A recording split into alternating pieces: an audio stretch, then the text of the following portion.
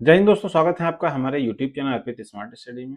कैसे हैं आप लोग? उम्मीद है बढ़िया होंगे। तो आज हम स्टार्ट करने वाले हैं नंबर सिस्टम, और ये हमारा इस 2026 का मैथ के ऊपर पहला वीडियो है, जिसमें हमने चैप्टर वाइज मैथ स्टार्ट की है।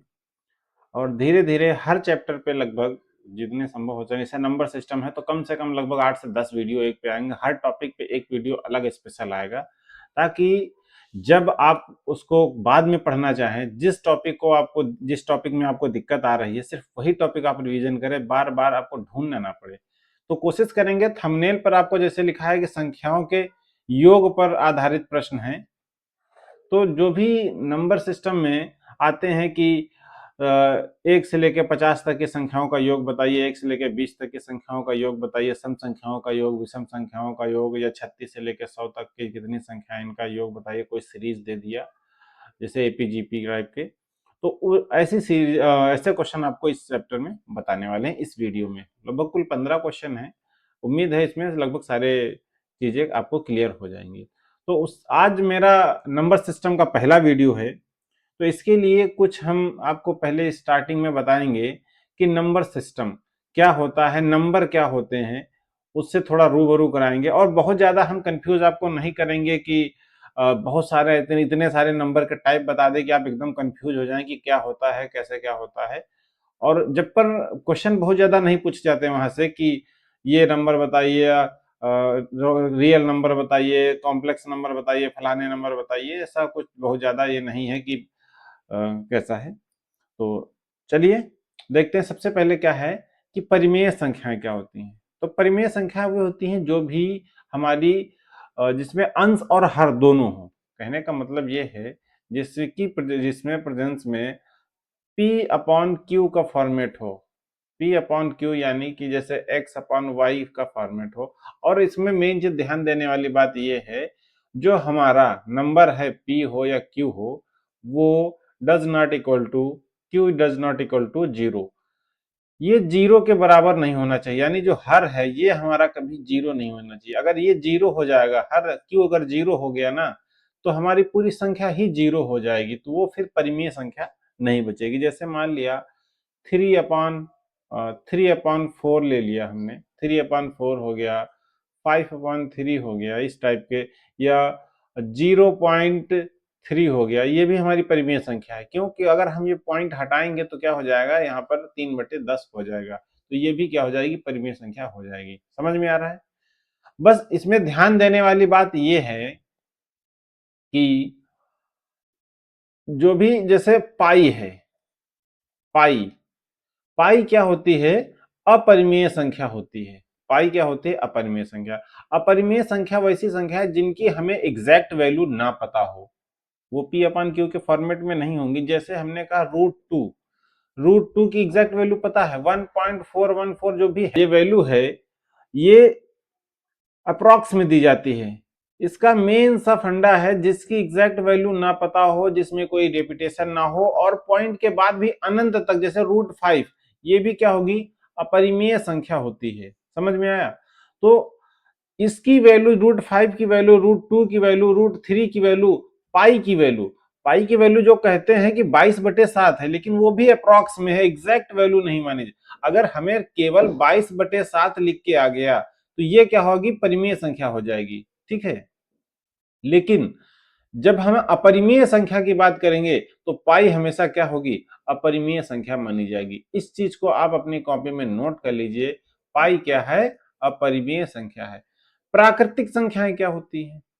प्राकृतिक संख्याएं वे संख्याएं होती हैं जो एक से लेके अनंत तक जाती हैं, यानी 1, 2, 3, 4, 5 डैश डैश कर दें और इनफाइनाइट तक जाएंगी। वो क्या है, सारी प्राकृतिक संख्याएं हैं। यही प्राकृतिक संख्याएं के साथ अगर यही प्राकृतिक संख्याओं के साथ अगर 0 मिल जाए, और 0 से 1, 2, 3, 4, 5, 6 हो जाए, तब क्या होगा, इनफाइनाइट तक हो जाए, चली जाए, तो ये संख्याएं क्या हैं, पूर्ण संख्याएं हो जाती हैं। 0 अगर इसके साथ लग जाए तो क्या होगा, पूर्ण संख्याएं हो जाएंगी। इसमें हम आपको 2 क्वेश्चन बताएंगे। क्या सभी पूर्ण संख्याएं प्राकृतिक संख्याएं होती हैं? तो आप कहेंगे नहीं। क्यों? क्योंकि पूर्ण संख्याओं में जीरो आता है और जीरो प्राकृतिक संख्या नहीं है। समझ में आ रहा? अगर यही क्वेश्चन दोबारा उल्टा करके पूछा जाए कि क्या सभी प्राकृतिक संख्याएं पूर्ण संख्याएं हो सकती हैं, तो बिल्कुल सही बात है, सभी प्राकृतिक संख्याएं पूर्ण संख्याएं होती हैं, क्योंकि उस पूर्ण संख्याओं में एक से लेके इनफाइनाइट तक उसमें जीरो भी शामिल है, तो एक जब जीरो शामिल है तो एक से लेके इनफाइनाइट तक सभी, तो जो भी प्राकृतिक संख्याएं होती हैं वो पूर्ण संख्याएं भी होती हैं, लेकिन पूर्ण संख्याएं प्राकृतिक संख्याएं नहीं होती, सभी मतलब सब एक से लेके तो हो जाएंगी लेकिन सभी नहीं होंगी। ठीक है, तो इस चीज को आपको याद रखना है, कभी कभी ये टर्म रीजनिंग में भी पूछ लिया जाता है। समझ? सम संख्याएं, सम संख्याएं क्या होती हैं? इसको सीधा सा फंडा है, जिन संख्याओं का भाग दो हो से चला जाए, जो संख्याएं दो से पूर्णतः विभाजित हो जाएं वो क्या होती हैं? सम संख्याएं कहलाती हैं। ठीक है, इसको नोट कर सकते हैं, जिन संख्याओं का भाग दो से पूर्णता हो जाए वो संख्याएं सम संख्या होती हैं। यह सीधा सा फंडा है, जिन संख्याओं की यूनिट डिजिट 2, 4, 6, 8, 0 जीरो हो, जिन संख्याओं की यूनिट डिजिट 2, 4, 6, 8, 0 हो वो संख्याएं सभी संख्याएं सम संख्याएं होती हैं। समझ में आया? इस चीज को आप नोट कर सकते हैं। विषम संख्याएं क्या होती हैं? जिन संख्याओं का भाग दो से ना जाए, समझ में आया? सीधा सा, जिन संख्याओं का भाग दो से नहीं जाएगा वो क्या होंगी? विषम। जो संख्या, जैसे मान लिया हमारा 3 है, तो ये क्या दो से कट जाएगा? दो से भाग पूरा पूरा जाएगा? नहीं जाएगा, तो 3 हमारी क्या हो जाएगी? 3 हमारी विषम संख्या हो जाएगी। अगर ये कोई संख्या दो से पूरी पूरी विभाजित हो रही है तो वो हमेशा सम संख्या मानी जाएगी। अब 3 क्या है? इसी तरीके से अगर देखा जाए तो किसी भी संख्या के यूनिट डिजिट यानी इकाई का अंक 2 हो जाए, 1 हो जाए, 3 हो जाए, 5 हो, 7 हो या 9 हो, ठीक है, कोई भी संख्या हो, अगर उसका यूनिट डिजिट यानी इकाई का अंक 1, 3, 5, 7, 9 होगा तो वो संख्या हमेशा विषम संख्या मानी जाएगी। समझ में आ रहा है? ठीक है, अगली है भाज्य संख्या क्या होती है? भाज्य संख्या का सीधा सा फंडा है, 6 है, ठीक है, 8 है, 10 है, 12 है। समझ में आया? तो ऐसी संख्याएं जो किसी भी संख्या से विभाजित हो जाएं वो क्या होती हैं? भाज्य संख्या होती हैं। जिन संख्याओं का गुणनखंड सिर्फ एक हो या वो स्वयं हो, ऐसी संख्याएं अभाज्य संख्याएं कहलाती हैं। भाज्य संख्याएं जो किसी भी संख्या से कट जाएं वो भाज्य संख्या हो जाएंगी, और जो किसी संख्या से ना कटे, सिर्फ वो एक से कटेंगी या फिर वो स्वयं से कटेंगी, ठीक है, तो क्या होंगी? वो अभाज्य संख्या हो जाएंगी। जैसे मान लिया 3 है, तो क्या है? सिर्फ अपने से कटेगी, या तो एक से विभाजित होगी या तो 3 से होगी। 5 है, 7 है, 11 है, 13 है, ठीक है, 17 है, 19 है, ये संख्याएं सब क्या है? अभाज्य संख्याएं हैं। समझ में आया? तो ये क्या है? किसी दूसरे से नहीं कटेंगी। 5, 7, 11, 13, 17, 19 ये किसी दूसरी संख्या से नहीं कटेंगी, वो सिर्फ अपनी ही संख्या, सिर्फ खुद से कटेंगी या फिर एक से डिवाइड होंगी। ठीक है, ऐसी संख्या क्या होती है? अभाज्य संख्याएं कहलाती हैं। नेक्स्ट, चलिए नेक्स्ट देखते हैं, क्रमागत संख्याएं क्या होती हैं? सबसे इंपॉर्टेंट टर्म है क्रमागत, क्योंकि इससे बहुत सारे क्वेश्चन पूछे जाते हैं। तो क्रमागत में 3 टाइप के क्वेश्चन होते हैं, आपको बता दें। एक तो क्रमागत संख्या है कि कोई भी क्रमागत संख्या है, पूछ लिया कि 5 क्रमागत संख्याओं का योग पूछ लिया, तो हमेशा वो जो संख्याएं होंगी वो x plus 1, x plus 2, x plus 3, x plus 4, ये क्या हो गई? 5 संख्याएं हो गई क्रमागत। कोई भी संख्या होगी, जैसे मान लिया x की वैल्यू हो गई 2, ठीक है, x की वैल्यू हमने कहा 2 हो गई, तो यहां पर क्या आएगी? 3, x प्लस 2 की वैल्यू क्या हो जाएगी? 4, x प्लस 3 की वैल्यू हो जाएगी 5 और x प्लस 4 की वैल्यू हो जाएगी 6। अब बताइए ये क्रमागत हो गई कि नहीं? 2, 3, 4, 5, 6 क्रमागत हो गई ना? तो जब भी कभी हमें मानना पड़ेगा कि क्रमागत संख्याएं माननी है, तो आपको हमेशा x plus 1, x plus 2, x plus 3, x plus 4, जितनी भी, 2 मानेगा तो x प्लस 1, 3 पूछ लेगा तो x प्लस 1, x प्लस 2 हो जाएंगी। ठीक है, इस तरीके से हमें संख्याओं को क्या करना है? मानना है। इसके बाद एक संख्या, एक टर्म और आता है इसी में, सम, ठीक है, सम क्रमागत संख्याएं, और एक होता है विषम क्रमागत संख्याएं, विषम क्रमागत संख्याएं। तो सम संख्याओं को अगर मानना होगा तो सम संख्या कैसे बनती है?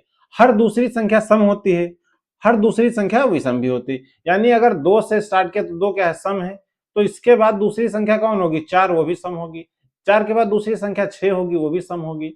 6 के बाद दूसरी संख्या 8 होगी, 8 के बाद 10 होगी, 10 के बाद 12 होगी। यानी कि अगर सम की बात करें तो वो भी हर दूसरी संख्या सम होगी। सेम इसी तरीके से अगर विषम देखा जाए तो एक क्या है, विषम है, इसके बाद दूसरी संख्या 3 होगी, 3 के बाद 5 होगी, 5 के बाद 7 होगी, 7 के बाद 9 होगी, 9 के बाद 11 होगी, इसके बाद 13 होगी। ये क्या है, हर दूसरी संख्या सम या विषम होती है, ठीक है। अल्टरनेट संख्याएं क्या होती हैं, सम होती हैं। अगर सम से स्टार्ट करेंगे तो सम होती चली जाएंगी, विषम से होगी तो विषम होती चली जाएंगी, ठीक है। तो इसी तरीके से अगर हम मानना होगा कि कहीं 5 क्रमागत सम संख्याएं माननी है तो हमें x, x plus x, x plus 2, x plus 2, x plus 3, x plus 4, x, x plus 4, 5 हो गए ना, 5 संख्याएं सेम हो गई आपकी, 1 2 3 4 और एक्स प्लस 6, ठीक है। यहाँ पर मिस्टेक हुई है थोड़ी सी, ये चीज, क्योंकि जब भी सम संख्याएं माननी होंगी तो दो के टर्म में अल्टरनेट में होती है ना, तो एक्स प्लस 4 और एक्स प्लस 6, एक्स प्लस 8 होंगी, ये संख्याएं मानी जाएंगी, क्योंकि दो दो का गैप रहेगा, सभी संख्याओं में दो का गैप रहेगा, ठीक है। यही सेम टेक्निक आपकी सम संख्याओं को फॉलो करती है, सेम चीज आपकी विषम संख्याओं को भी फॉलो करती है। लेकिन हर बार ये चीज लिखना है आपको नहीं, ये एक संख्या के लिए तुम्हें बताऊंगा क्रमागत है तो, लेकिन अगर ये कभी सम के लिए पूछ लिया जाए और विषम के लिए पूछा जाए कि 5 क्रमागत सम संख्याओं का विषम संख्याओं का योग, तो आप एक, ये हमेशा एक पैटर्न फॉलो करता है। अगर एक संख्या मानी जाएगी तो हमेशा एक्स ही होगी, एक संख्या तो कभी पूछी नहीं जाती, कम से कम दो संख्या पूछी जाएंगी। तो अगर एक की बात करेंगे तो एक्स हो जाएगी, अगर दो संख्याओं की बात करेंगे तो एक्स प्लस कितनी हो जाएगी बताइए, x plus, sorry 2x plus 2 हो जाती है। अगर हम तीन संख्याओं की बात कर लें, तीन संख्याओं की बात करिए तो ये कितना हो जाएगा, 3x प्लस 6। चार संख्याओं की बात करेंगे तो ये कितना हो जाएगा, 4x प्लस 12। अगर 5 की बात करेंगे तो ये कितना हो जाएगा, 5x प्लस 20। ये एक पैटर्न फॉलो करता है, आप किसी भी संख्या को मान लीजिए, तो जो यहां पर जितनी संख्या मान लिया, हमसे कहा दो संख्या, तो दो को क्या करेंगे, इसमें से एक माइनस करेंगे तो कितना हो जाएगा, एक, और इन दोनों को आपस में मल्टीप्लाई करेंगे तो कितना हो जाएगा, 2x,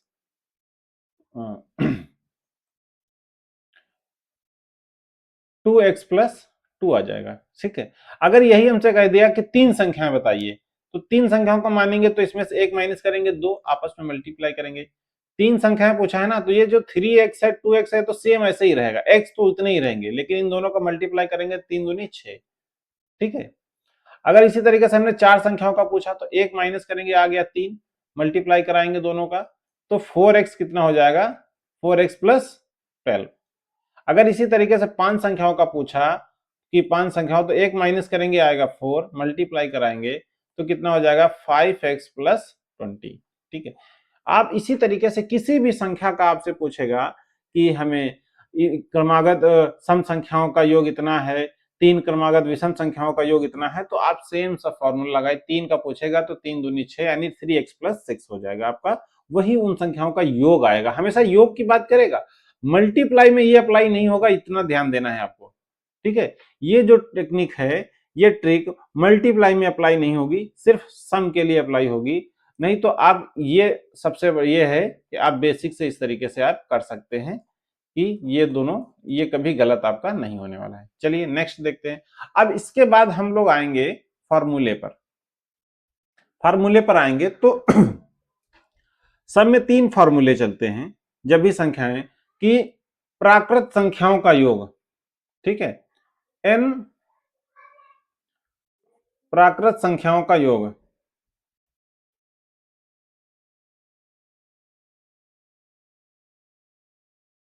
पूछा तो इसके लिए फॉर्मूला क्या होता है, n n+1/2। ये चीज आपको नोट करनी है। समझ में आ रहा है? ये फॉर्मूले आपको क्या करना है, नोट करने हैं। फिर कहेगा n प्राकृत विषम संख्याओं का योग।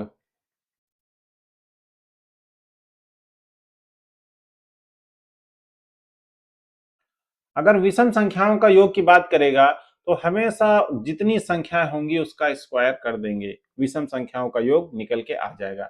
इसके बाद आपको इसमें पूछता है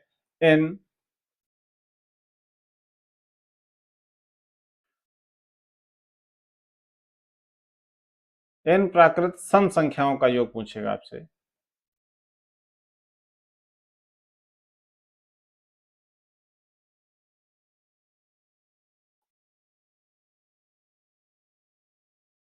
जब भी सम संख्याओं का योग पूछेगा तो आपका इसमें फॉर्मूला क्या होगा, n+1।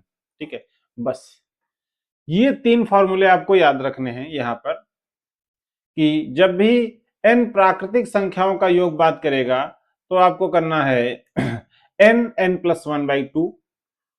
जब भी विषम संख्याओं की बात करेगा तो n स्क्वायर, यानी जितनी संख्याएं दे रखा है उसका स्क्वायर। और अगर प्राकृत सम संख्याओं की बात करेगा तो n+1, यानी जितनी संख्याएं हैं उसमें से एक प्लस करके उन दोनों का मल्टीप्लाई कर देंगे। समझ में आ गया? चलिए अब इस पर हम क्या करेंगे, कुछ और 2-3 क्वेश्चन फॉर्मूले डिस्कस करेंगे, वो भी नोट कराएंगे। उसके बाद हम चलेंगे सीधा क्वेश्चन की तरफ। ठीक है, इसके बाद एक और टर्म है, यदि हमें संख्याएं ज्ञात करना है तो आपने अगर समांतर श्रेणी और गुणोत्तर श्रेणी पढ़ा होगा तो उसमें एक टर्म आता है सर्वांतर।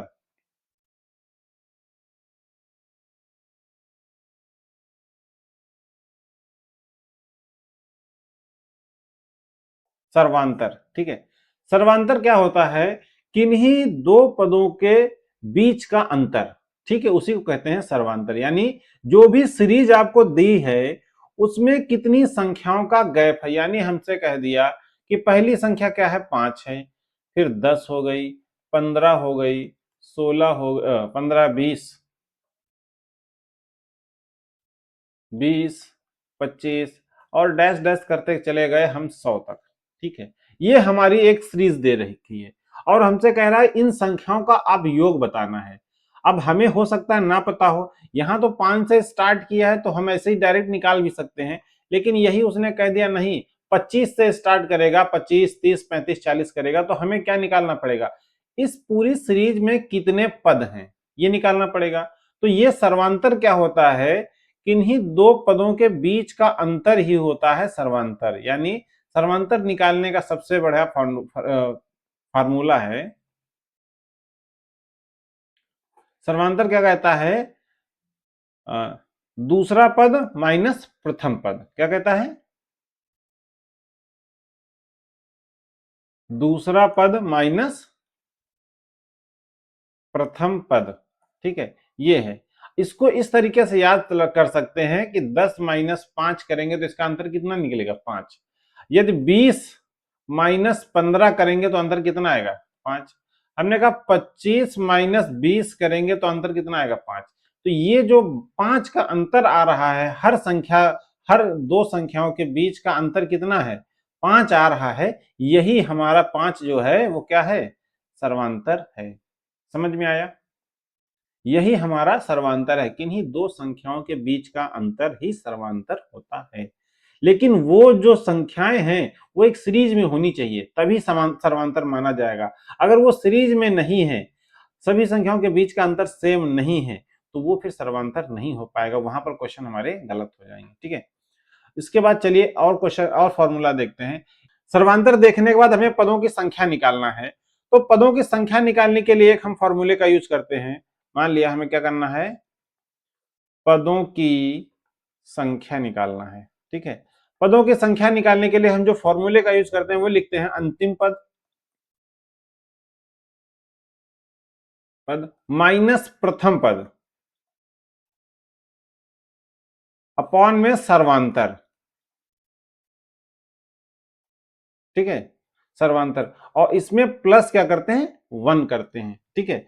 ये हमारा, यदि हमें ये श्रेणी में ये नहीं पता है कि इसमें पद कितने होने वाले हैं, तो उसके लिए हम इस फॉर्मूले का यूज करते हैं कि लास्ट वाली संख्या से पहली संख्या को माइनस करते हैं, उसको बीच के अंतर से डिवाइड करते हैं और उसमें लास्ट में 1 जोड़ देते हैं। ये चीज आपको याद रखनी है। तो अभी तक हमने आपको कितने 5 फॉर्मूले बताए हैं। अब हम छठा फॉर्मूला आपको बताने वाले हैं। यदि n पदों का योग निकालना हो, आपको कहीं भी योग निकालना हो, n पदों का योग निकालना हो, ठीक है। योग निकालने के लिए हम क्या करते हैं, n/2 ब्रैकेट अंतिम पद प्लस प्रथम पद, ठीक है। इस टर्म का हम यूज करते हैं, ये हमारा फॉर्मूला है, ठीक है। समझ में आया? अंतिम पद प्लस प्रथम पद n/2। n क्या है, यहां पर पदों की संख्या है। n क्या है, पदों की संख्या है। अब आपके पास 6 फॉर्मूले हो गए। 6 फॉर्मूले इस वीडियो में आपको हमने बताए हैं। यही 6 फॉर्मूले पर हम क्वेश्चन कराएंगे आगे। एक बार उससे पहले हम रिवीजन करा दें। सबसे पहला हमने क्या बताया था, बताइए। सबसे पहला प्राकृत संख्याओं का, n प्राकृत संख्याओं का योग बताना है, तो उसका फॉर्मूला क्या था, n+1/2, ठीक है। फिर उसने कहा n प्राकृत विषम संख्याओं का योग बताइए, तो उसके लिए क्या था, n²। फिर तीसरा फॉर्मूला था n प्राकृत सम संख्याओं का योग बताइए, तो उसके लिए क्या था, n+1। फिर हमने कहा सर्वांतर, किन्हीं दो पदों के बीच का अंतर ही सर्वांतर, ठीक है। फिर हमने बताया पदों की संख्या। पदों की संख्या निकालने के लिए हमें क्या करते हैं, अंतिम पद से प्रथम पद को माइनस करते हैं, डिवाइड में करते हैं सर्वांतर, और लास्ट में एक हम जोड़ देते हैं। उसके बाद हमने कहा कि n पदों का योग निकालने के लिए n/2 अंतिम पद प्लस प्रथम पद। ये 6 फॉर्मूले आपके लिए हैं इस टॉपिक को पढ़ने के लिए। तो उम्मीद है फॉर्मूले आपको पता हो गए होंगे। अब चलेंगे हम सीधा प्रैक्टिस पे। पहला क्वेश्चन हमारा है, पहला क्वेश्चन है हमारा कि 50 प्राकृत संख्याओं का योग बताना है आपको। क्वेश्चन है 50 प्राकृत संख्याओं का योग आपको बताना है। तो हमने प्राकृत संख्याओं के योग के लिए फॉर्मूला क्या बताया था, बताइए। सबसे पहले n n+1/2, क्या बोला था, n+1/2, यही बताया था फॉर्मूला। रखिए इसमें वैल्यू, n की वैल्यू क्या है, पदों की संख्या, पद कितने हैं, 50। तो 50 n+1 करेंगे तो कितना होगा, 51, अपॉन में कितना होगा, 2। अब इसको सॉल्व करेंगे तो यहाँ पे कितना हो जाएगा, 25 2 से काटेंगे, 25 एकम 25 के 5 हो जाएंगे, और 25 पंचे 125 और 2 127, 1275 आ जाएगा। 1275 ऑप्शन बी आपका सही हो जाएगा। तो समझ में आया, 50 प्राकृत संख्याओं का योग कितना होगा, 1275। नेक्स्ट चलिए, नेक्स्ट है प्रथम 25 सम संख्याओं का योग ज्ञात कीजिए। अब इसमें सम संख्याओं का योग लगा दीजिए, फटाफट लगाइए। फॉर्मूला क्या था, n+1। क्या क्वेश्चन था, n+1 लगाइए इसको। तो n क्या है, 25 है, n+1 कितना हो जाएगा, 25 और 1 26 हो जाएगा। और इसमें 25 और 26 का मल्टीप्लाई कराएंगे तो कितना आएगा, 25 छके 150 का 0 हो जाएगा। हासिल कितना होगा, 25 दूना 50 और 1 15 65, 650। 650 इसका ऑप्शन नंबर सी आपका सही आंसर है। समझ में आया, फॉर्मूला यूज करना समझ में आ रहा है कि नहीं आ रहा, बताइए फटाफट। जब भी हमें सम संख्याओं का योग निकालना है तो सम संख्या का फॉर्मूला लगाएंगे n+1/2, सॉरी n+1, ठीक है। n+1 लगाएंगे और उस पर वैल्यू रूट पर पुट करेंगे, सॉल्व करेंगे, वही हमारा आंसर आ जाएगा। चलिए नेक्स्ट, ये देखिए क्वेश्चन है, विषम संख्याओं का योग का फॉर क्वेश्चन नहीं है। चलिए ये क्वेश्चन बताइए, ये सीरीज है 1 से लेके 31 तक है, और फिर ये 30 तक है, ठीक है।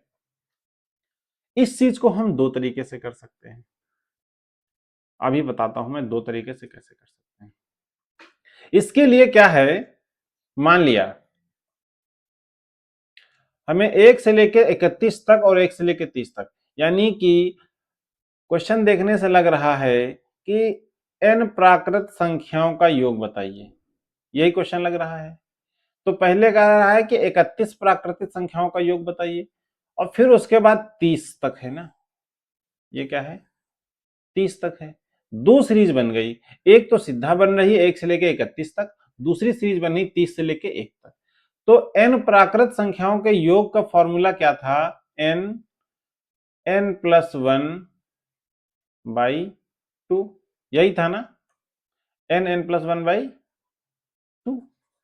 अब इसमें आपको वैल्यू पुट करना है, इसमें क्या करना है, आपको वैल्यू पुट करना है। चलिए n की वैल्यू कितनी होगी, एक टर्म में तो आपकी 31 है, तो यहां पर 31 रखेंगे, फिर n+1 की वैल्यू कितनी हो जाएगी, 32 हो जाएगी, बटे में 2 आएगा, प्लस लगा है बीच में, ये देखिए, क्योंकि ये सीरीज हम अलग सॉल्व कर रहे हैं और ये सीरीज हम अलग सॉल्व कर रहे हैं।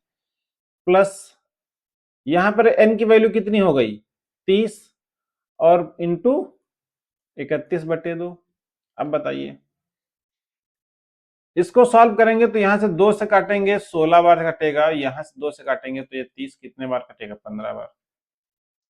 16 का मल्टीप्लाई कराएंगे 31 में, तो 16 एकम 16 और 16 3 48, 1 49, 49, प्लस 15 एकम 15 और 15 से 45, 1 46, दोनों को ऐड कर दीजिए, कितना होगा 800, 950 और 950 और 11, 961, 961, ये आपका 961 सही जवाब इसका हो जाएगा। ठीक है, इसको हम दूसरा टर्म या यूज क्या करेंगे, मान लिया हमारे पास कितना है 1 से लेके 31 तक। अब सीरीज आप देखिए, यहां से जब आप सीरीज देखेंगे तो आपको क्या लग रहा है, 1 से लेके 31 तक है, 31 से फिर 30 से लेके, तो हम मान लिया हमने 31 को छोड़ दिया, हमने कहा 31 हमारे पास है ही नहीं, हमारे पास 1 से लेके सीरीज जो है वो कहां तक है, 30 तक है।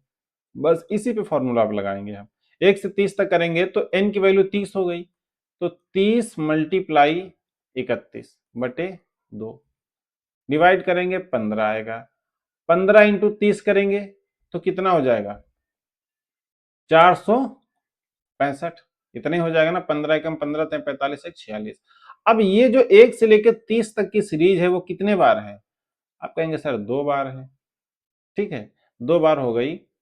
और या फिर इसको एक शॉर्ट और तरीका हम कर सकते हैं, हमने कहा यहीं पर लगाइए अपना 2, ये सीरीज कितने बार है 2 बार है, इस 2 से 2 कट गया, 31 दिए 93, 31 दिए कितना हो गया 93, 390। अब ये बीच में 31 छूटा पड़ा है, बस इसको जोड़ दीजिए, 390 में अगर 31 जोड़ेंगे तो 300 कितना हो जाएगा 61 हो जाएगा, बस सॉल्व हो गया, 361 आपका आंसर आ गया। तो इस क्वेश्चन को हम दो तरीके से कर सकते हैं। अगर आपको ये अप्रोच अच्छी लगी है तो कमेंट में लिख दीजिए यस यस यस, ठीक है, ताकि हमें भी पता चले कि आपको ये चीज अच्छी लगी, और ऐसी ही ट्रिकें हम बार बार लाते रहेंगे आपके लिए। चलिए नेक्स्ट क्वेश्चन देखते हैं। नेक्स्ट क्वेश्चन क्या कह रहा है, 2 4 6 8 10 से लेके 100 तक। इस क्वेश्चन को देख के आपको क्या लगा, ये दो क्या है, सम संख्या है ना, 2 4 6 8 10 और 100 तक, यानी अगर हम बात करें 1 से लेके 100 तक की बात, तो उसमें कितनी सम संख्याएं होंगी, तो 100 तक बात करेंगे तो आपकी क्या होंगी 50 सम संख्याएं होंगी, और 50 क्या होंगी विषम होंगी, और 50 कितनी होंगी सम होंगी।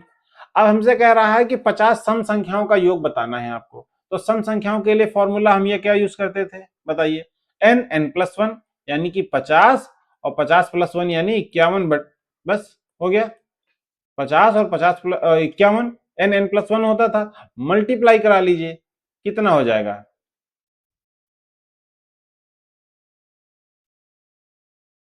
2550, 2550 हो जाएगा मल्टीप्लाई कराने पे।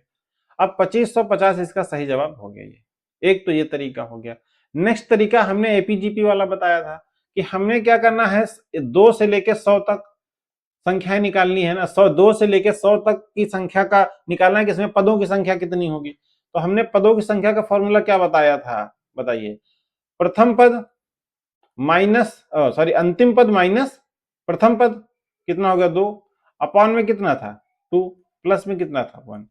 तो 100, अगर 100 में से 2 जाएगा तो कितना बचेगा 98/2 प्लस 1। 98 से 2 से डिवाइड करेंगे तो कितना होगा ये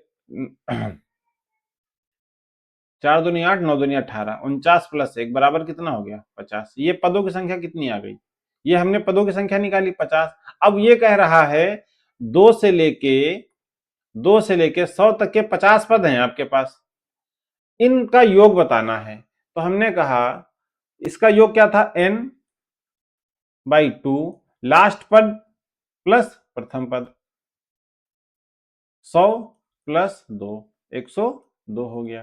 ठीक है, अब ये बताइए 50, ये 25 हो गया ना, सॉरी ये कितना हो गया 50। 50 को 2 से डिवाइड करेंगे तो कितना हो जाएगा 25। 25 मल्टीप्लाई 102, 25 दूना 50, 25 एकम 25, 25 50 आपका जवाब हो जाएगा। यही आ गया, फिर से वापस आ गया ना। तो ये दोनों तरीके हैं आपको ये क्वेश्चन सॉल्व करने के। आप चाहे उस जो आपको इजी लगे वो तरीका आप यूज कर सकते हैं। ये आपके पास ज्यादा इजी तरीका है, ये थोड़ा लेंदी है, लेकिन जब क्वेश्चन नहीं आएगा तो आपको इस तरीके से भी करना है और उस तरीके से भी कर लेना है। जो इजी लगे, जिस क्वेश्चन पे जो तरीका अप्लाई होगा बस तुरंत उसी तरीके को। अब आप कहेंगे सर एक टेक्निक बताइए ताकि हम कंफ्यूज ना हो। जब आप प्रैक्टिस करते रहेंगे तो क्वेश्चन खुद बताएगा कि हमें इस टाइप से लगाइए ताकि हम आराम से सॉल्व हो सके। क्वेश्चन खुद बोलता है कि हमें क्या करिए आप, जिससे हम इजी हो जाएंगे। ठीक है, लेकिन ये सब चीजें क्या होंगी, प्रैक्टिस से ही आती हैं। चलिए अगली बात कह रहा है 85 से छोटी छोटी सभी समप्राकृत संख्याओं का योग ज्ञात कीजिए। ठीक है, 85 से छोटी सभी समप्राकृत संख्याओं का योग आपको बताना है। बताइए, बात पहले देखिए क्या वो कह रहा है, सम संख्याएं हमको चाहिए। तो 85 से छोटी का मतलब क्या हो गया, 2 से लेके 84 तक की बात हो रही है कि नहीं, हो रही कि नहीं। अब 2 से लेके 84 तक की संख्याओं में कितनी संख्याएं होंगी सम, तो आप सीधा सा अगर ऐसी कोई बात आएगी तो डिवाइड कर दो, 42 संख्याएं। पदों की संख्या 84/2 करेंगे, अगर सम निकालना है तो सीधा 42 संख्याएं आ गई। आप अगर पदों की संख्या निकालने वाले फॉर्मूले से करेंगे तब भी इतना ही आना है, 42 ही आना है।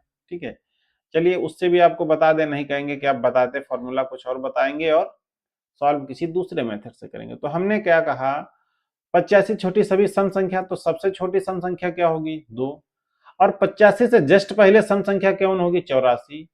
तो 84 माइनस 2 बटे में क्या होगा 2 प्लस 1। 84 में से 2 माइनस करेंगे तो कितना आएगा 82/2 प्लस 1। 82 को डिवाइड करेंगे तो कितना आएगा 41 प्लस 1, कितना हो गया 42 संख्याएं आ गई। अब वो कह रहा है 42 सम संख्याओं का योग बताइए। तो क्या होता, सम 42 सम संख्याओं का योग कितना था n प्लस 1। बस डिवाइड इसको मल्टीप्लाई कर लीजिए।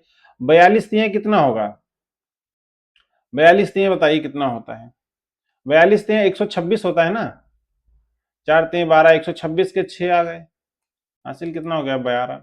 और 42 चकू 168, 168 में हम अगर जोड़ लेंगे 12 तो कितना हो जाएगा 6 4 10 का 0 और 7 1 8, 180, 180 आपको यहाँ लिखना 80, 1806 आपका सही जवाब हो जाएगा। समझ में आया। बस इस तरीके से आपको सिंपल चीजों को जितना सिंपल रखेंगे, जितना इजी सोचेंगे, उतने ही सवाल सरल हो जाते हैं। समझ में आया। नेक्स्ट चलिए क्वेश्चन देखते हैं। अगला क्वेश्चन कह रहा है 1-2, 3-4, 5-6 से लेके 100 पदों तक मान ज्ञात कीजिए। 100 पदों तक मान ज्ञात करना है, बताइए कितना आएगा। अब हमको एक चीज बता सकते हैं, इसमें दो चीजें, अगर हम इस टर्म को सॉल्व करेंगे, ठीक है, इस टर्म को सॉल्व करें हमें इस टर्म को सॉल्व करना है और इस टर्म को सॉल्व करना है। बताइए, अगर एक में से -2 करेंगे तो कितना होगा? आप कहेंगे सर -1 बचेगा। नेक्स्ट, इसमें हमने कहा ये 3 में से -4 जाएगा तो कितना बचेगा? आप कहेंगे सर -1 बचेगा। फिर हमने कहा इस 6 में से -1 करे 5 में से -6 करेंगे तो कितना जाएगा? फिर कहेंगे -1 बचेगा। यानी ये कितना हो गया? -3। हमने संख्याएं कितनी सॉल्व करी हैं? आप कहेंगे सर 1 2 3 4 5 6। अगर 6 संख्याओं को हम हल करते हैं, ठीक है, अगर 6 संख्याओं को हम हल करते हैं तो हमें आंसर कितना मिल रहा है? -3 मिल रहा है। तो उसी तरीके से अगर हम 100 संख्याओं को हल करेंगे तो आंसर कितना मिलेगा? आप कहेंगे सर -50 मिलेगा। मिलेगा कि नहीं मिलेगा? अगर 6 संख्याओं का सॉल्यूशन -3 है तो 100 संख्याओं का सॉल्यूशन कितना होगा? बताइए, -50 होगा कि नहीं होगा? सीधा सा फंडा ये बताइए, होगा ना? बस -50 आपका सही जवाब हो जाएगा। समझे? चलिए नेक्स्ट क्वेश्चन देखते हैं। 2 से लेकर 281 तक सभी सम पूर्णांक का योगफल ज्ञात कीजिए। 2 से लेकर 281 तक अब कितने पद होंगे आप बताइए।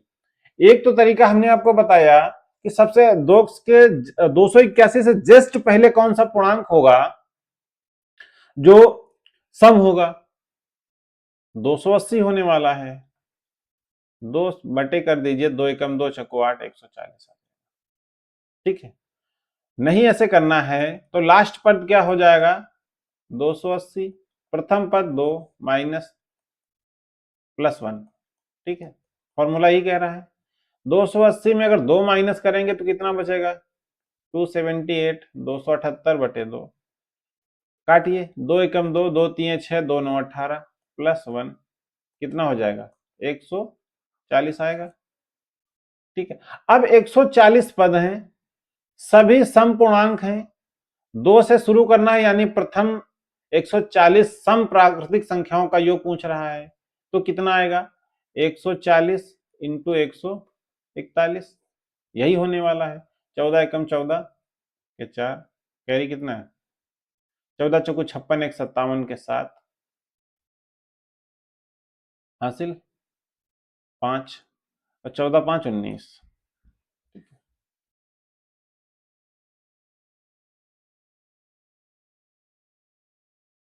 280 से 281 तक सभी सम पूर्णांकों का योगफल ज्ञात कीजिए। तो 140 इसको 19740, सॉरी ये जीरो छूट गया था, 19740 आपका सही जवाब हो जाएगा। ऑप्शन नंबर बी आपका राइट आंसर हो जाएगा। समझ में आया?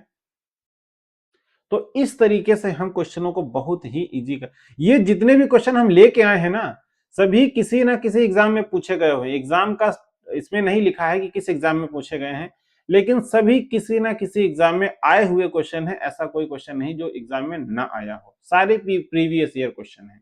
ठीक है, चलिए पूछ रहा है 3 क्रमागत प्राकृतिक संख्याओं का योग ज्ञात की 120 है। 3 क्रमागत प्राकृतिक संख्याओं का योग 120 है, तो सबसे बड़ी संख्या ज्ञात कीजिए।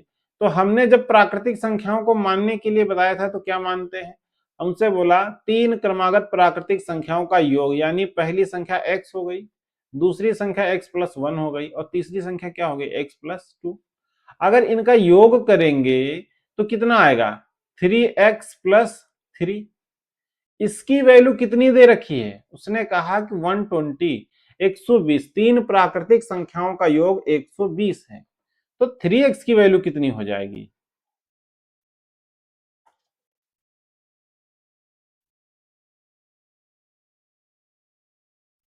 थ्री एक्स की वैल्यू कितनी होगी बताइए? 117 होगी कि नहीं होगी?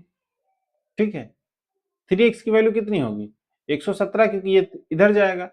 अब x की वैल्यू बताओ कितनी होगी? 3 का 9, 3 9 27, 39। x की वैल्यू कितनी हो गई? 39। अब हमसे उसने पूछा क्या? सबसे बड़ी संख्या बताना है। तो सबसे बड़ी संख्या कितनी होगी, x प्लस 2, x की वैल्यू 39 और प्लस 2 कर दीजिए, कितना होगा 41, 41 आ जाएगी, यानी आपका ए ऑप्शन सही है। 41 सबसे बड़ी संख्या क्या होगी, 41। बस छोटी छोटी से क्वेश्चन है, ठीक। चार क्रमागत विषम संख्याओं का योग, चार क्रमागत विषम संख्याओं का योग 61 है। हमने क्या बताया था, जब भी क्रमागत सम आ जाए या फिर विषम आ जाए तो क्या होंगे, चार संख्याएं हैं, चार संख्याएं हैं तो 4x तो हो गया, प्लस इसमें से 1 माइनस करो कितना हो गया 3, मल्टीप्लाई करो 4 3 12, 4x प्लस 12 की संख्या कितनी दे रखी है 160।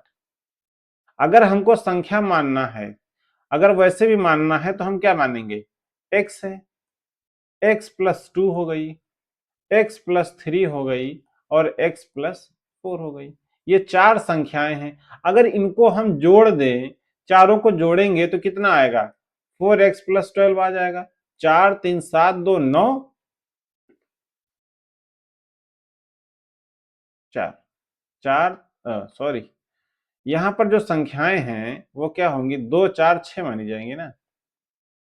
यहां पर जो संख्याएं हैं वो कितनी हो जाएंगी, 2x plus 2 plus x plus 4 और x प्लस 6 मानी जाएंगी, ठीक है। तो 6 4 10 2 12, ठीक है। इनको जोड़ेंगे तो कितना आएगा 4x प्लस 12 आएगा। अब 4x प्लस 12 की वैल्यू कितनी है 160, तो 4x की वैल्यू कितनी हो जाएगी, 160 में से 12 माइनस हो जाएगा तो कितना बचेगा 148 बचेगा। 148 से हम डिवाइड करेंगे 400 तो कितना होगा, 4 3 12 और 4 सते 28। x की वैल्यू कितनी आ जाएगी 37। हमसे पूछा क्या है, सबसे छोटी संख्या पूछी है, तो सबसे छोटी संख्या तो x ही है, तो x की वैल्यू 37 आ गई।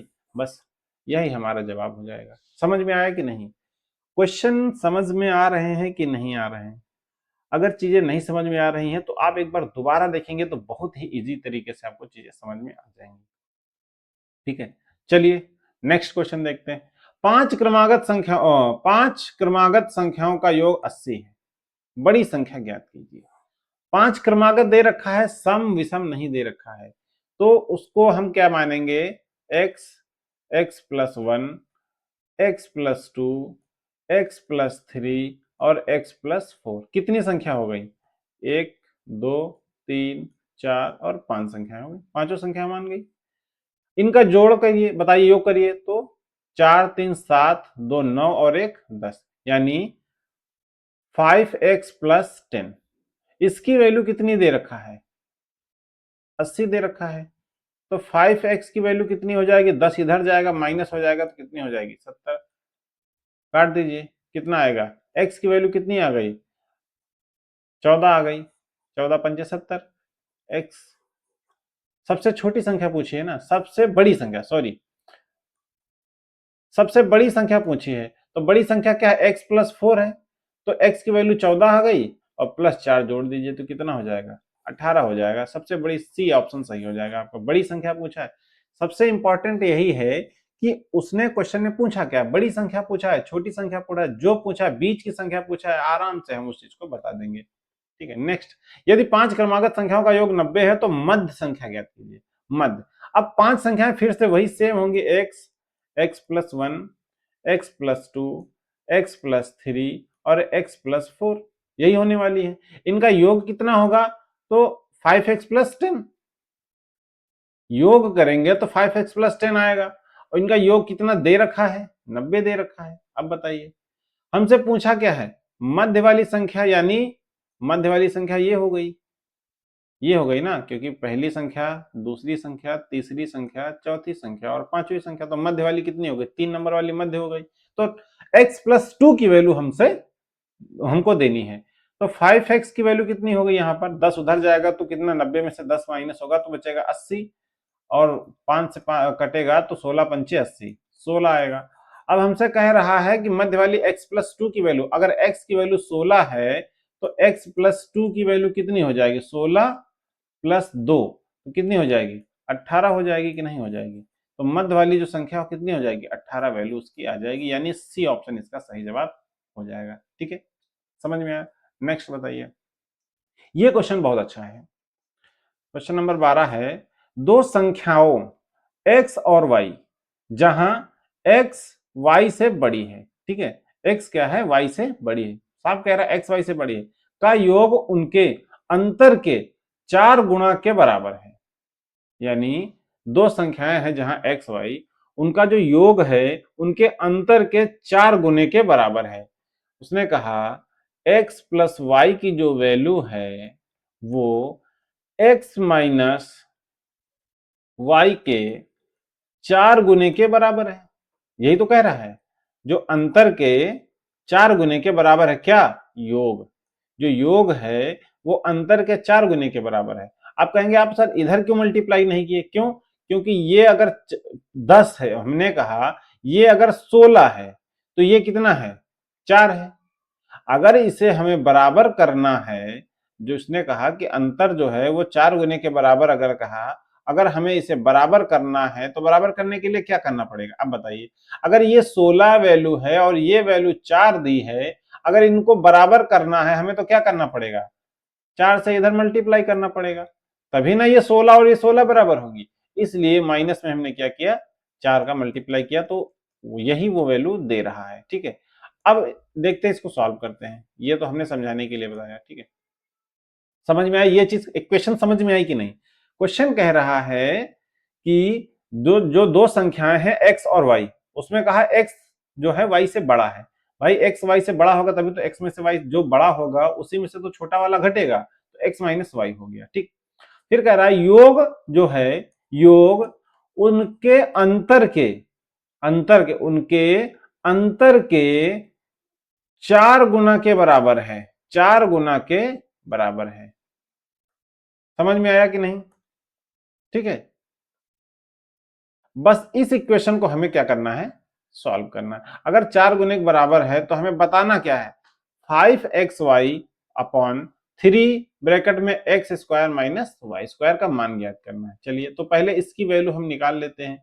यहां पर x प्लस वाई की वैल्यू कितनी मिल जाएगी, इसको अंदर मल्टीप्लाई करेंगे तो ये हो जाएगा 4x माइनस 4y हो जाएगा। y को इधर भेज दीजिए, x को इधर भेज दीजिए, ठीक है। तो ये वैल्यू कितनी हो जाएगी, 4x minus x equal to 4y minus y, यही हो जाएगी ना। तो यहां से क्या मिल जाएगा हमको,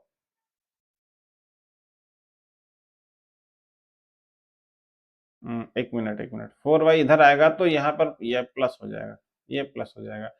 3x इक्वल टू 5y।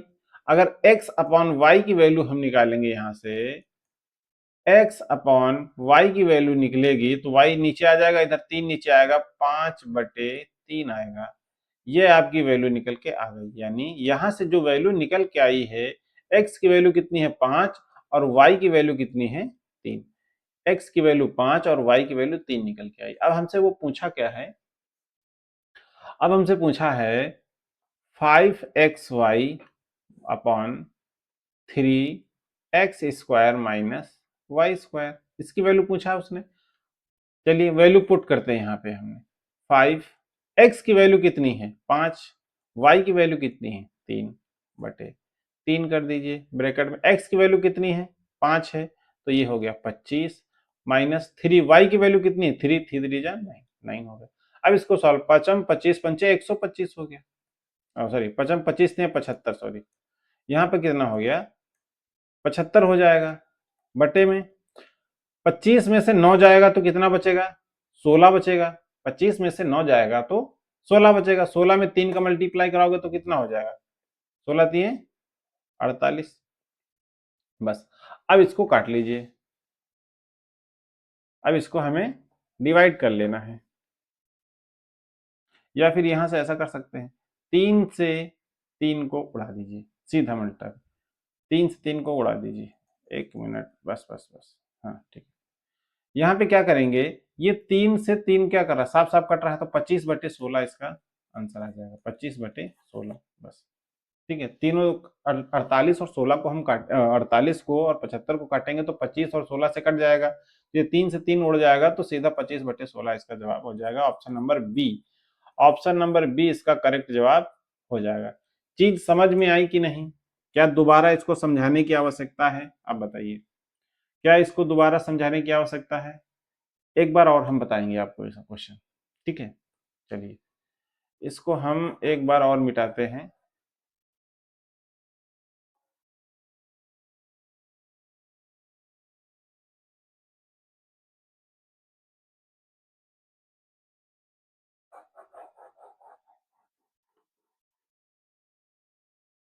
कोई भी क्वेश्चन अगर देखने में आपको कठिन लगता है तो उसके लिए सबसे इंपॉर्टेंट पहले क्या है, क्वेश्चन को कम से कम 2 से 3 बार आप रीड करिए, उसके छोटे छोटे टर्म को हाईलाइट करने की कोशिश करिए, उसको समझने की कोशिश करिए, फिर उसके बाद आपको क्या करना है, उस पर एक्शन लेना है कि वो कैसे सॉल्व होने वाला है।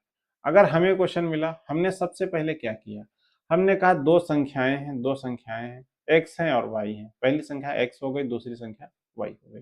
फिर उसने कहा एक्स वाई से बड़ी, हम कह रहे हैं कि जो एक्स है वो बड़ी है वाई से, उसका कहने का मतलब ये है।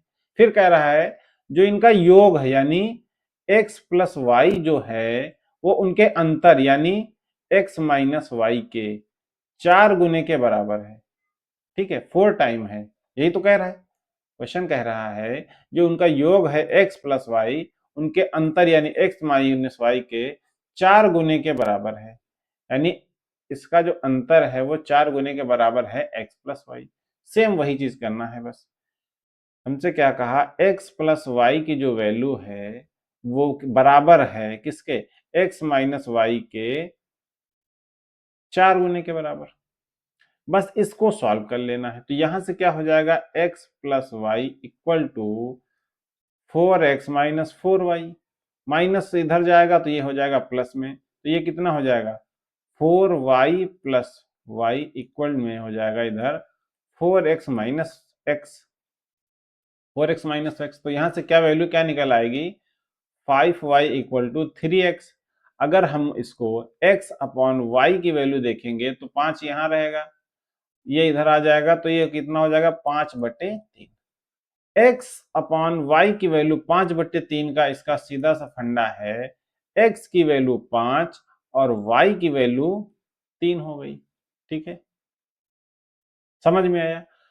अब जब हमें वैल्यू पता चल गई एक्स और वाई की, एक्स और वाई की वैल्यू पता चलने के बाद हम ये हमारी इक्वेशन दे रखा है 5xy अपॉन में 3x² माइनस वाई स्क्वायर, यही दे रखा है। इसमें हमें वैल्यू पुट करना है, चलिए वैल्यू पुट करते हैं। 5, एक्स की वैल्यू कितनी है 5, वाई की वैल्यू कितनी है 3 अपॉन में ये कितना है 3, एक्स की वैल्यू कितनी है 5 और एक्स का स्क्वायर है यानी ये हो गया 25, माइनस वाई की वैल्यू कितनी है 3 और उसका स्क्वायर है यानी हो गया 9।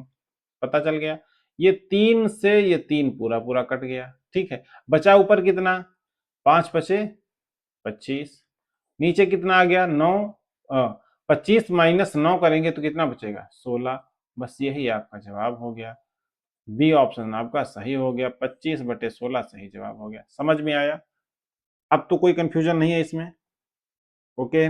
चलिए नेक्स्ट कह रहा है यदि 3 क्रमागत सम संख्याओं का योगफल 78 है तो दूसरी सबसे बड़ी संख्या क्या होगी, दूसरी सबसे बड़ी पूछ रहा है। 3 क्रमागत सम संख्याएं हैं, 3 क्रमागत सम संख्याएं, सबसे पहले तो सम है फिर 3 संख्याएं हैं, तो 3 क्रमागत सम संख्याएं कौन सी होंगी, इनका सीधा सा फंडा हमने बताया। चलिए ऐसे मान लेते हैं x, x+2 और x+4 हो जाएगी। अगर इनका योग करेंगे तो कितना हो जाएगा, 3x+6 होगा, होगा कि नहीं होगा, 3×2 = 6, 3 में 1 माइनस करेंगे तो 6 आएगा, ठीक है, तो 3 में 1 माइनस करेंगे 2 और 2 3 का मल्टीप्लाई करेंगे तो 6 आएगा। हमसे कह रहा है 3x+6 की वैल्यू कितनी है, 78 है। अब इसको सॉल्व करिए तो 3x की वैल्यू कितनी मिल जाएगी, 76 में 78 है, सॉरी यहाँ पर 78 है, यहाँ पर कितना है 78 है। अगर 78 में से 6 माइनस करेंगे तो कितना बचेगा 72, 72 को काट दीजिए, 3×2 = 6, 3×4 = 12, 24। x की वैल्यू कितनी आ गई, 24 आ गई। हमसे पूछा क्या है, दूसरी सबसे बड़ी संख्या, यानी सबसे बड़ी संख्या x+4 है तो दूसरी सबसे बड़ी संख्या क्या होगी x+2। अगर x की वैल्यू 24 है तो x की +2 की वैल्यू कितनी होगी 24 प्लस 2 होगी कि नहीं? 24 2 26, 26 इसका सही जवाब हो जाएगा। 26 ऑप्शन नंबर ए इसका राइट आंसर हो गया। समझ में आया? कोई दिक्कत नहीं। चलिए नेक्स्ट क्वेश्चन है। नेक्स्ट क्वेश्चन कह रहा है निम्नलिखित का मान ज्ञात कीजिए। 3 5 7 बहुत अच्छा क्वेश्चन है, बहुत अच्छा क्वेश्चन है। आप पिछले वाले पीछे जो क्वेश्चन हमने किया एक विषम का सम छूटा हुआ था, यहां पर आगे आगे कह रहा है 3 से लेके 47 तक विषम संख्याएं हैं, क्योंकि यहां पे सीरीज देखने 3 5 7। अगर हमसे कहता कि प्रथम कुछ भी संख्याएं देता कि 1 से लेकर 47 तक की संख्याओं का योग बताइए, तो हम इसमें क्या करेंगे? सबसे पहले 3 से लेके हमने क्या था संख्याओं का पदों की संख्या कैसे निकालना है? पदों की संख्या निकालने के लिए हमने कहा था अंतिम पद माइनस प्रथम पद बटे में 2 प्लस 1। 47 में से 3 माइनस करेंगे तो कितना बचेगा? 44 बटे 2 प्लस 1। 44, चलिए 44 बटे 2 तो कितना हो गया? 22 प्लस 1, ये हो गया 22 प्लस 1 कितना हो गया? 23। यानी पदों की संख्या कितनी हो गई? 23 हो गई। समझ में आया? 23 हो गई। अब हमें क्या करना है? पदों का योग निकालना है। तो पदों का योग के लिए हमने क्या बताया था? n/2, n/2 प्रथम पद यानी कि a प्लस अंतिम पद l। ये संख्या, ये फॉर्मूला था। अंतिम पद को हमने लास्ट टर्म बोलते हैं हमेशा, और प्रथम पद को a से डिनोट करते हैं। ये आपका फॉर्मूला था, ठीक है। अब क्या करेंगे? n की वैल्यू कितनी है? 23 है बटे 2। a की वैल्यू कितनी है? 3 है, प्लस अंतिम पद कितना है? 47 है। 3 और 47 को ऐड करेंगे तो कितना होगा? 50। यानी ये हो जाएगा 23 इंटू 50 बटे 2। डिवाइड करो, कितना हो जाएगा? 25। 25 इंटू 23 का मल्टीप्लाई कराओ, 23 मल्टीप्लाई 25 कराएंगे तो 25 ने 75 और 25 दूना 50 और 7 57। 575 आपका सही जवाब हो जाएगा। ये एक टर्म आ गया। और भी इसी तरीके से हम इसको विषम पदों का योग से भी कर सकते हैं। 47 में कितनी संख्याएं होंगी बताइए? 47 में अगर हम बात करें, इसको 2 से डिवाइड कर दीजिए तो कितना आएगा बताइए? 2 दूनी 4, 2 तीन 6, 2 तीन 6, 2 पंचे 10, यानी 23.5। यानी कि हम इसको पूरा पूरा लिखते हैं, हमेशा 24 लेके चलते हैं, 23 कभी नहीं लेते हैं। अगर 1 से लेके 47 तक की हम बात करेंगे तो 24 विषम संख्याएं होंगी, यानी 24 विषम संख्याएं होने वाली हैं। लेकिन हमारा स्टार्ट कहां से किया है? 3 से। एक को तो हम उसने छोड़ दिया। क्या किया? एक को तो उसने छोड़ दिया, तो संख्याएं कितनी हो जाएंगी? 23 संख्याएं ही बचने वाली हैं, ठीक है। 23 संख्याएं। या फिर हम ऐसा कर सकते हैं, 1 से लेकर 47 तक 24 विषम संख्याएं होती हैं। इस 24 का स्क्वायर निकाल लीजिए, 24 का स्क्वायर निकाल लीजिए। 24 का स्क्वायर कितना हो जाएगा? 676। बताइए, 625 576 होता है ना। 24 का स्क्वायर कितना होता है? 576। क्योंकि विषम संख्याओं का योग कितना था? n स्क्वायर था ना। संख्याएं हमारे पास 1 से लेकर 48, 1 से लेकर 47 तक 24 हो जाती हैं। तो 24 का स्क्वायर कितना होगा? 676। लेकिन हमारे पास पहला पद 1 छूटा है, तो वो 1 माइनस करेंगे तो आंसर कितना हो जाएगा? 575 इसका सही जवाब हो जाएगा। ये चीज समझ में आई कि नहीं? या दोबारा समझा दूं? एक बार दोबारा समझा दूं। चलिए एक बार मैं ये आपको बता देता हूं कि हमसे कहा 3 से लेकर 47 तक। अब ये पहले बताइए, अगर हम 3 से लेकर 47 तक आए, 1 से लेकर 47 की बात करेंगे, इसको थोड़ा मिटा रहा हूं। 1 से लेकर 47 तक की हम बात करते हैं, ठीक है।